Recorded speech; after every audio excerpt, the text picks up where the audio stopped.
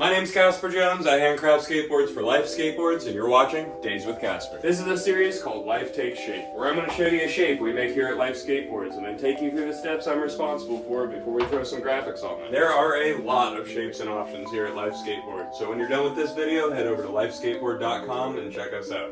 And don't forget to subscribe. You can catch me doing this work live and ask any questions you've got for me. If you catch those lives, you'll see the rest of the process, like gluing, pressing, cutting, and even graphic applications. But for this series, we're going to focus on shaping. Hope you enjoy Life Takes Shape. Today on Life Takes Shape, we have the large panhead from Life Skateboards. This is a fun one. It's got a length of 33.125, width of 9.75, a 7.2-inch nose, a 7-inch tail, and a 15-inch wheelbase. But don't forget, you can get whatever wheelbase you want. Just go over to lifeskateboards.com after this video and get yourself a life. I'm going to shut up and shape it.